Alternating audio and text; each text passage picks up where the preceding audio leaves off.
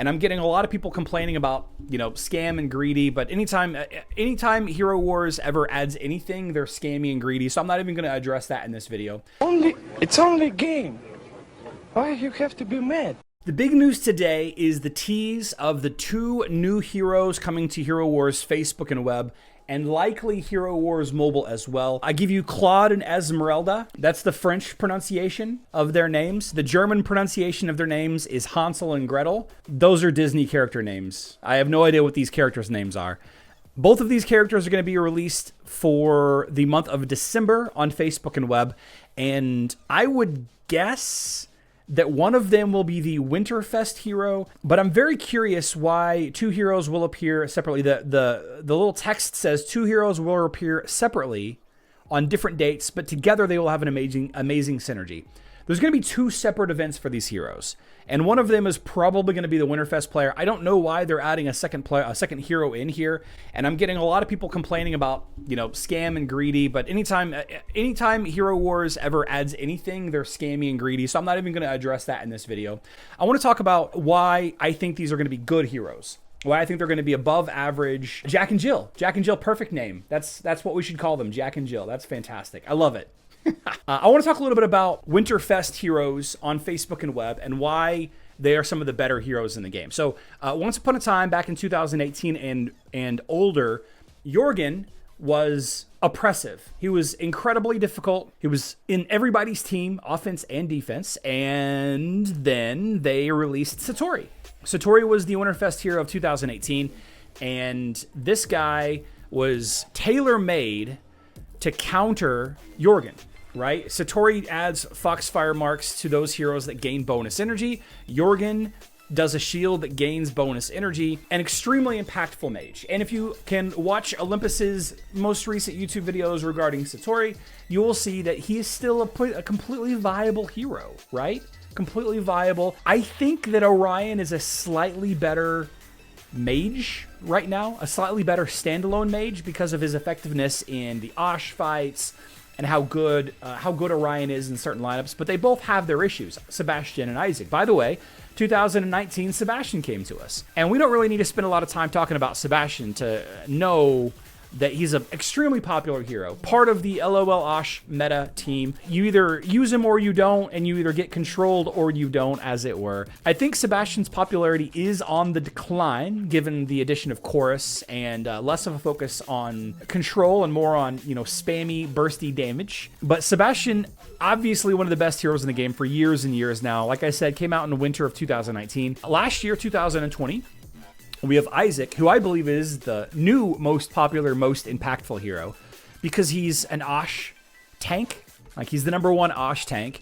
He counters basically every mage line. He counters any line with Celeste in it. He counters any line with Aurora in it. He counters any line with Satori in it because Satori does magic basic attacks as well.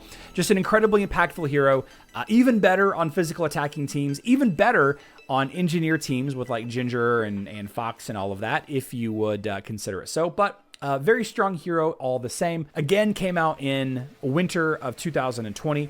Last year, we had a damage dealer in Iris. Iris is like the best mage right now. You could argue that Heidi is better because of all the Dantes.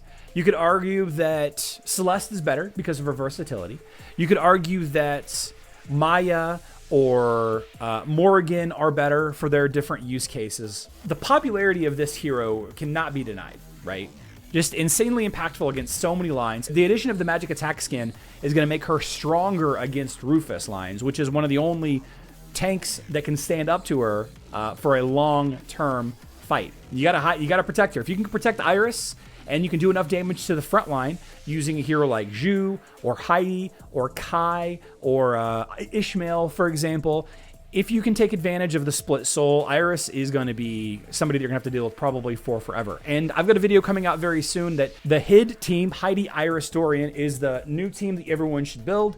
And the second team is the Ishmael, Maya, Undead team. But we're going to talk about that a little bit later in the future. Ishmael, Maya, Undead is going to be the new meta. I can't wait to show it off.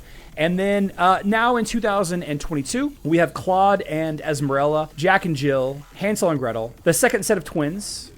says Robert. So these heroes, I think, at least one of them is going to be incredibly impactful, right? Incredibly impactful. And given that they're together, and it's stated in the description, they will have an amazing synergy. This is going to be a nice, solid third team that you could potentially build around or add them to your existing team. We have the female character who we're calling Esmerelda or Gretel or Jill or whatever. She's using some chakrams, channeling some Xena Warrior Princess vibes. Obviously a flame-based hero. Gonna obviously hard counter Alvanor since he's a tree, right? Now, I have no idea if she's gonna counter Alvanor or not. And then we have this individual in the background here, Claude, who, by the way, is the bad guy on The Hunchback of Notre Dame, if you guys are curious. And this individual could be a tank, which I'm hoping he is a tank. Somebody that counters dodge. That's my hope. He could be a support hero. He could be a mage, but he's like floating, and he's got smoky hands. You see, he's got smoky hands. He's got some kind of magic attacks. And the first thing that everybody thought was this might be the two other Dwemer, along with Anvari, Signor, and Ragni, but those individuals are dwarves and they have round ears. These two individuals have pointy ears. We will know more about them after Cyber Week is behind us. Maybe something like Kleppy, maybe. I think so. Pizarro, Krista, and Lars, maybe. Bonnie and Clyde gonna steal your money. That's absolutely true. That is the flame. Yeah. I think his hands are on fire or something. Gilligan and MaryAnn, I love it.